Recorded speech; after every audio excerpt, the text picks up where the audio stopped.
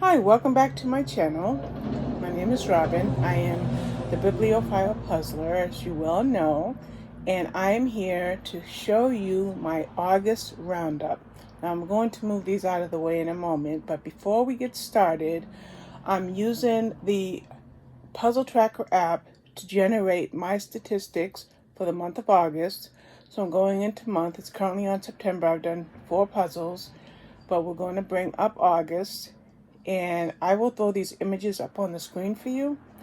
And in August, I completed 17 puzzles, and that was for a total piece count of 12,847 pieces for the month.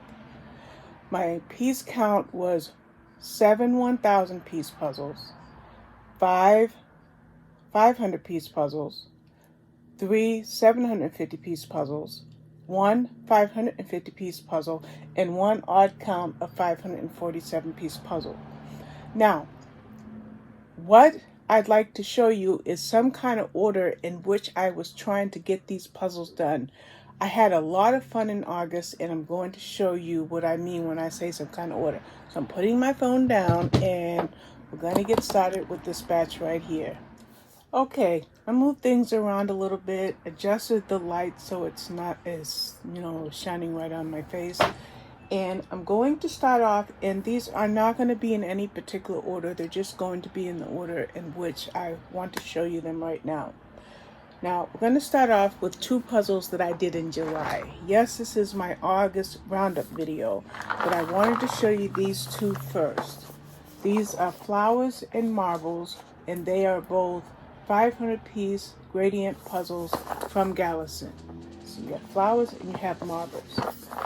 So I believe, if I'm not mistaken, I know I got these from someone. I can't quite say who. I just don't remember who. But I got these, and these were the only 2 I was aware of. I did them, and then I found out that there were more.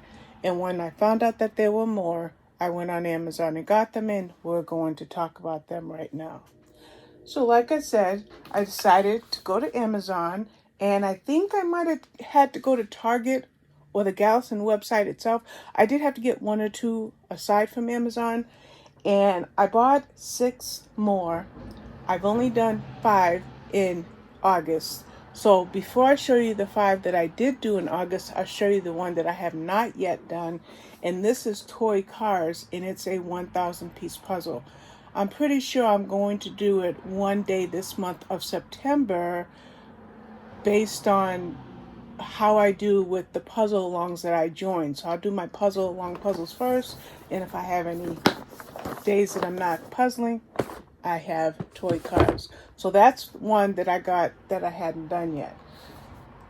And like I said, these aren't in any particular order, but this is Toy Animals, okay?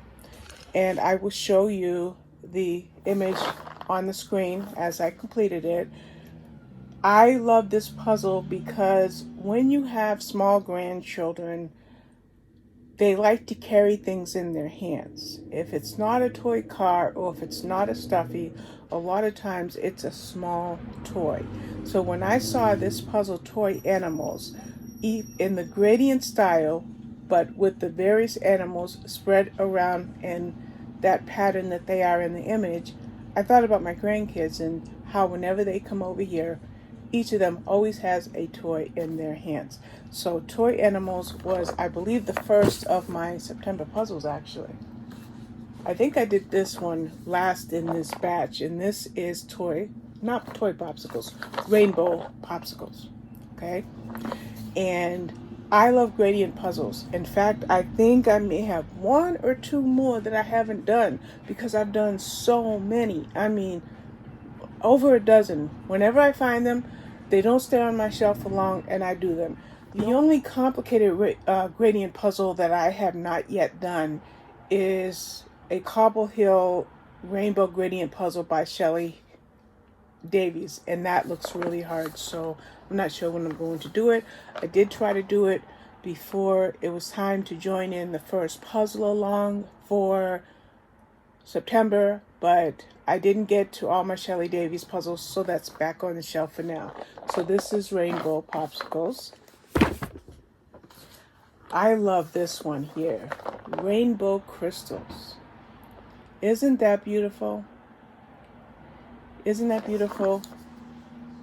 I don't collect anything. I don't collect rocks. I don't collect shells or anything. But if I was an able-bodied person and I was able to go from place to place, especially vintage stores, I would look on shelves for small crystals just like this and create my own collection. That's what I thought about when I saw rainbow crystals. I love it. It's the gradient style, as you see.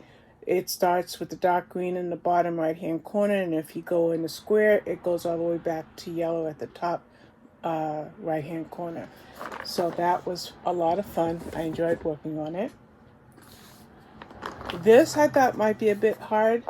Rainbow butterflies, but it wasn't as hard as I thought. Oh, I'm sorry, I showed it to you upside down. Let's look at it from this side. Yeah, rainbow butterflies. This I thought was going to be a little challenging because of so many butterflies, but because of it being gradient, your oranges, your yellows, your greens, blues, dark blue, and then purple with a touch of brown at the bottom. Very, very easy to get done. Very, very easy. I loved it. So the last of the puzzles in this video, and without a sticker, I am not sure that this is the top or if this is the bottom, but this is rainbow buttons. I love this puzzle, but what I do when I do a gradient puzzle like this is, to me, reds and oranges are always the most difficult, so that's always where I start when I pull out a gradient puzzle. I like to get the harder things done first. Even if, say, for example, I was doing a puzzle by piece count, and I have several 1,000 piece puzzles and a couple of 500 piece puzzles, and therefore some kind of a series that I'm doing or event that I'm doing, I always hope to do the harder ones first. And that's what I liked about this one, doing that red and pink first. And then, as you see, it has orange, yellow, green, blue, and purple. Beautiful puzzle. These puzzles would be great to do again. I can just think of either a cold, snowy afternoon or a wet, rainy afternoon and just spending a couple of hours and just going through them, because really they only take a couple of hours. Now, let's see. I'm trying to keep my cats from jumping up here and knocking things all askew.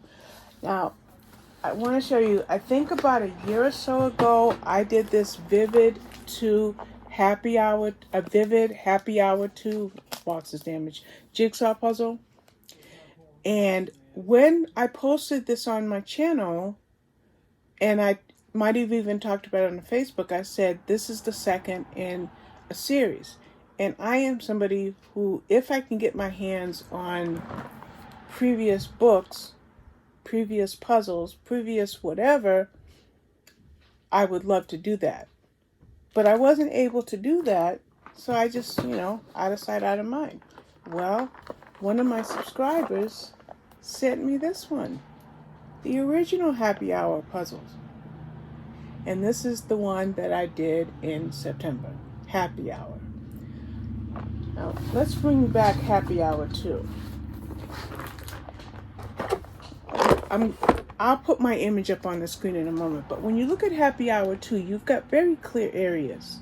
You've got your blue here, and only you have blue glasses over there, and you've got a little darker blue there. So and then you've got that purple and that orange. Very clear-cut puzzle. However, with Happy Hour 1, the first one, you have a dozen or so glasses of wine, tropical drinks, cocktails, and things of that nature.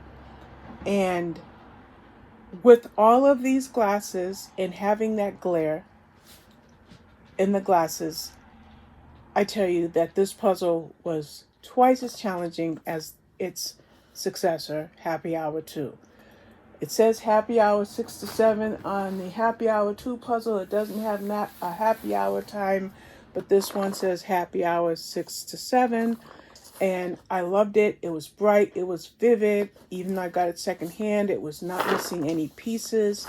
And I very, very much appreciate my subscriber who offered me this puzzle. I love it when I'm talking about a puzzle or puzzles that I want to do, or I want to grab and I don't have them for one reason or another. And time and again, someone will contact me and say, hey, I have this puzzle. Would you like it? Whether I pay for shipping or pay down towards the puzzle itself, I don't care. Yes, give it to me. I will just keep creating stacks aside from shelves. Now we're going to move on to this beautiful, beautiful puzzle. I'm going to show it to you from the back so you can kind of see it's a shaped puzzle. I'm popping the image up on the screen right now. My son went to the White Mountains in New Hampshire. I've been there before, Connolly, New Hampshire. North Connolly, I should say. And I don't know what store, I think he went, well, I'm not sure what store he went into, but he said he wanted to come back with something for me, and he saw this puzzle and he thought I would like it. And boy, was he right. It was a bit hard because you only have your brown and your black and your tan, but it's a shaped puzzle. So I had a lot of fun. And if you watch my video when I put this puzzle together, you'll see that I thought the ear went here, and then I found out that I had the ear over here and I had to move it. And it was loads of fun putting together because it allowed me to play around with a shaped puzzle because I don't do shaped puzzles often. I standardly do round, rectangular, or square puzzles, but this was a shaped puzzle in the shape of the bear head. So I appreciate it. My son TJ got it for me. I loved it. It was fun to put together. And it was... Oh, I want to say something else. I have not told you a single thing about who these puzzles are by. But this is Madcap Puzzles. I want to show you this really quickly. The reason I wanted to show you that is because if you go on to Facebook, at least, I'm sure there's a Madcap website. Yes, madcapgames.com. Almost all their puzzles are animal puzzles that are shaped. So I think I'd like to get one every once in a while and do one. I don't know which one will be next, but I just wanted to say that Madcap Puzzles is a new brand to me, but it's one that I really like, and I can't wait to do another one by them. Now, this one here is a 547-piece puzzle, and this is from Zaracraft. Now, Zaracraft very nicely sent me this puzzle for review. It's, as you can see, a hexagon-shaped puzzle. Yes, I just said that I don't work shaped puzzles often. I knew that it was going to be hexagon-shaped because when I was in conversation with Zaracraft, they showed me the image. Well, little did I know that the piece shape is also hexagonal. So you have 500, aside from your edge pieces, you have over 500 hexagonal shaped pieces in this beautiful Van Gogh image that is also a stained glass window. And if you've ever seen a stained glass window, they look a lot like this would look. And I really, really enjoyed it. Thank you so much, Zaracraft. I've talked to one of the owners of the company, and he's given me feedback back and forth about what they plan on doing going forward. So I will be bringing more Zaracraft to this channel, and I'd like to continue to highlight this brand. I'm not so sure, and they're not so sure, if they're going to stay with hexagonal puzzles or if they're going to do rectangle puzzles. They're trying to get a consensus and do some cuts and see which looks more feasible. So can't wait to see that. Now, towards the end of August, I pulled out a batch of Shelley Davies collage puzzles. 3 were from Schmidt and 3 were from Cobble Hill. And I put them on the wheel, the Spin the Wheel app, and so whatever came first, whether it was a Schmidt puzzle, I would do it. Whether it was a Cobble Hill puzzle, I would do it. So when I got that wheel and I spun it for the first time, it came up with artist materials. This 1,000 piece, beautiful, beautiful, absolutely great fun 1,000 piece collage puzzle. So with this puzzle, I couldn't help but think of a Cobble Hill puzzle I did about 6 months ago that was called Artist material. This is artist materials, and the other one was like artist table or something. I don't know where that puzzle is. I'd like to grab it, but I don't have it handy, so I'll pop that image of that puzzle up on the screen.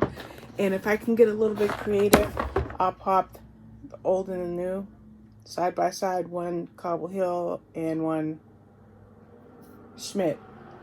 Now, I want to tell you about this type of puzzle with me. I was going through, one of my cycles of a mood shift, and I know that when I get like in that really fuzzy place mentally, the best way to clean up the fog is by doing these type of collage puzzles. There's just something about them. It could be Shelley Davies, it could be Colin Thompson, or it could be Amy Stewart. One of the three artists, it's just great fun to grab their puzzles and to just immerse myself into a busy image. So I'll take down from the screen. So as you see, this is insanely busy, but it only took me a matter of a couple of days to put together. Plus my grandson was here and he helped me sort out the, flip over all the pieces, grab the edge pieces and put the border together. I love this puzzle. I love Shelley Davies. I have a hard time saying who I enjoy more, Shelley Davies or Colin Thompson, but I love them both almost equally because I like those busy collage puzzles. Now, Amy Stewart does collage puzzles in scenes, but her collages are sometimes broader, like more centralized areas, where this type of puzzle has small areas all throughout. And some Amy Stewart do as well. So I'm not knocking Amy Stewart because I must own 25 or 30 of her puzzles and I can't get enough of them. But that was Shelley Davies. And I did do another Shelley Davies puzzle right after this, and I did it in September for back to school, and it was called Back to School. And then I think I did one more Shelley Davies puzzle, and then it was time for me to start getting ready for the puzzle alongs that were coming up. So of the 6 that I had pulled out, I have at least 2 more that I can do in the coming months as part of events. And then the other ones, like I mentioned earlier, that rainbow gradient puzzle that I know is going to be massively difficult, I would just do at my leisure. There's rainbow gradient, there's air, and there's black and white. I can tell you it's those 3 that are back on the shelf up there until I can make some time for those 3. So I'm going to pause the video again. I've been doing that all over, but I need to grab my next batch of puzzles.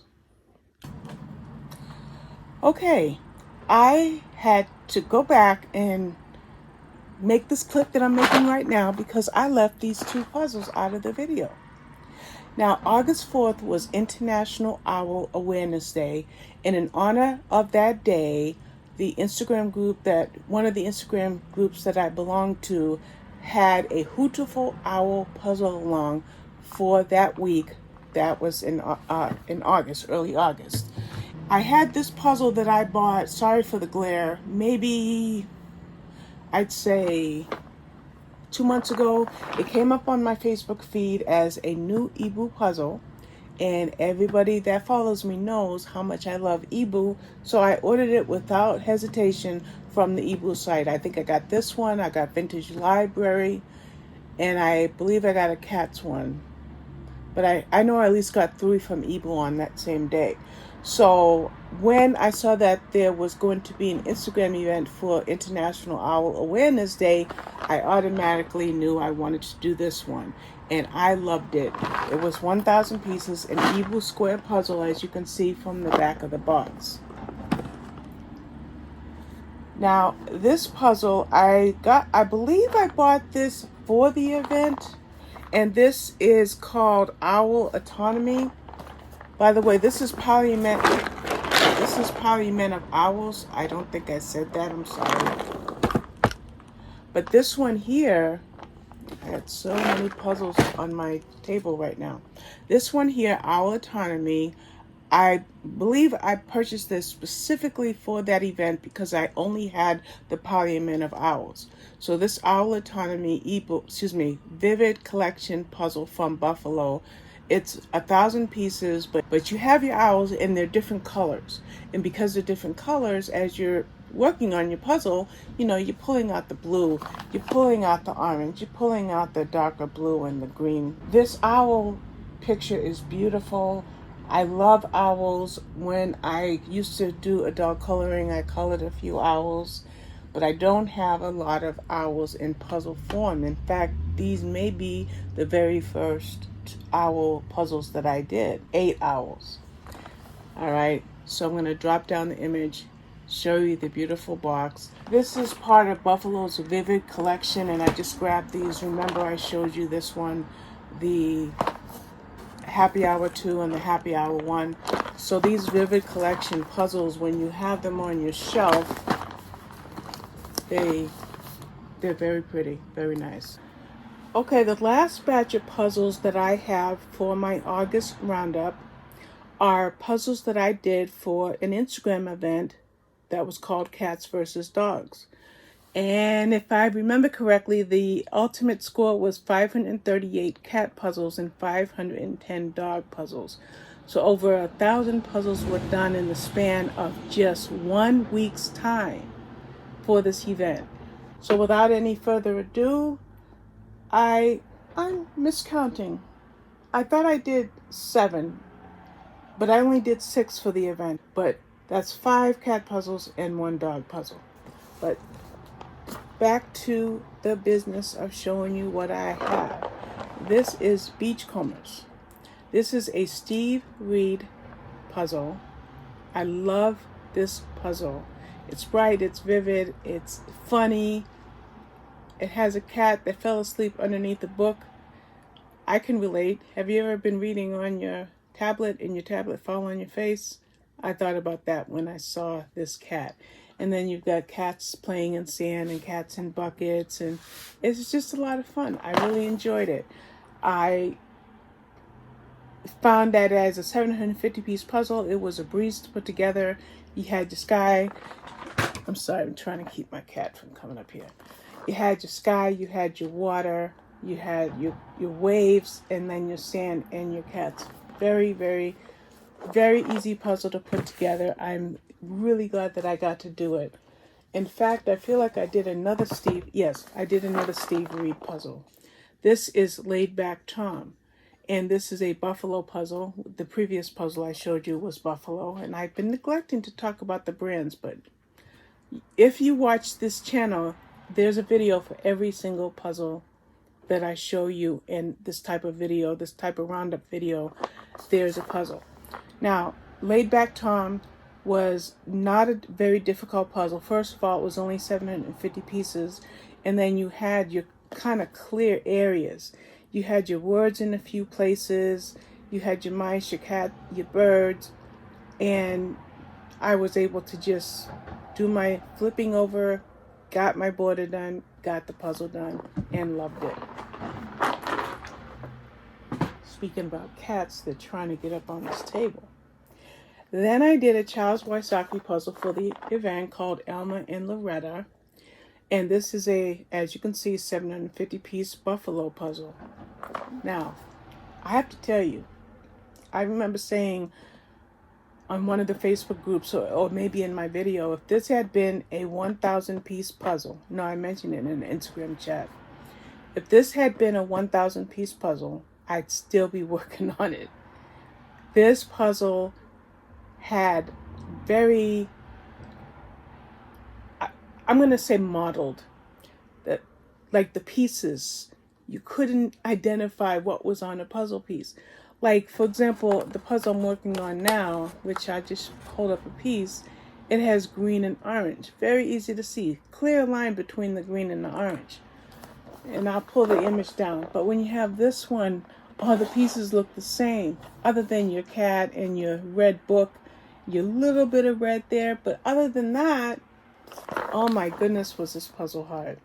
So even though some people look at 750-piece puzzles as kind of a snack, If you want a good, fun challenge, a challenge that will keep you on your toes, then see if you can get a copy of this Elmer and Loretta. Now, I got this secondhand. I do not believe it's available on Amazon. It might be on the Buffalo website, but it might be hard for you to get your hands on it. But if you can and you like a fun challenge, get Elmer and Loretta. And by the way, when I have difficulties with a puzzle, the word that I use most is challenge. The harder the puzzle, the more enjoyable the puzzle. That's why I'm waiting to do that rainbow gradient puzzle by Cobble Hill. It's going to be really hard. It's going to be like I'm working on a 2,000 piece puzzle.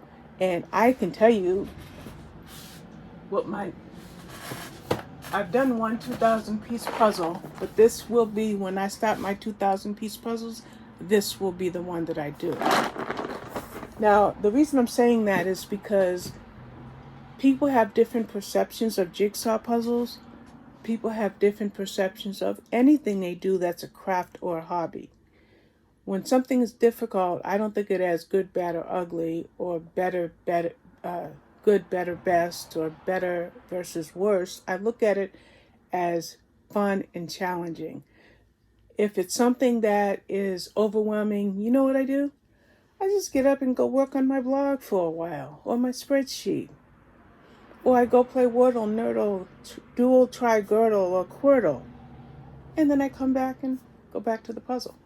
So, I just wanted to say that because I love a challenge. And that's why I feel that this was one of the harder puzzles I've done in 2024.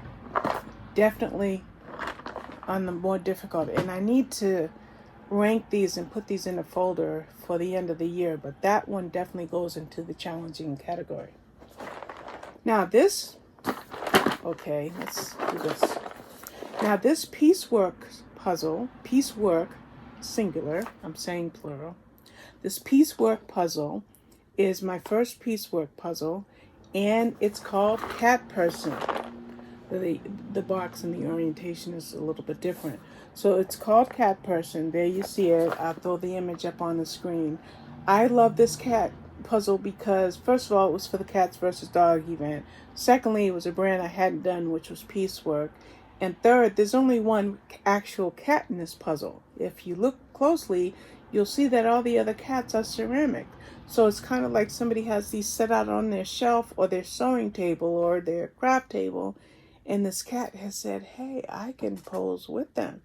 And so this puzzle, it was kind of hard because you have at least 4 or 5 white ceramic cats, but some were fat, some were skinny, some were round, some were narrow. So I just had a lot of fun with it, and I can't wait to do another piecework puzzle in the future.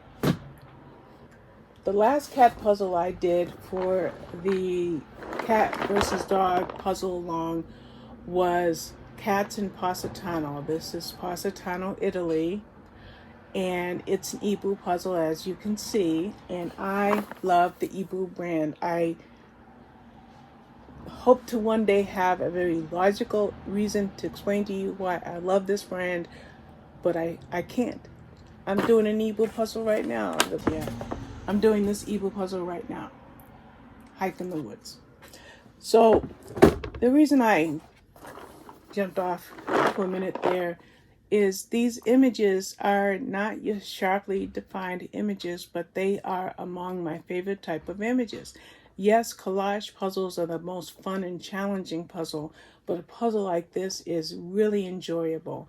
This was not as easy as I thought it would be. I thought, you got your table and chairs, you got your water, your sky, your lemons, because once I got into it, I realized that this table and chairs is not quite, but close to half the puzzle. So you had so many white pieces, and that made the puzzle a little challenge.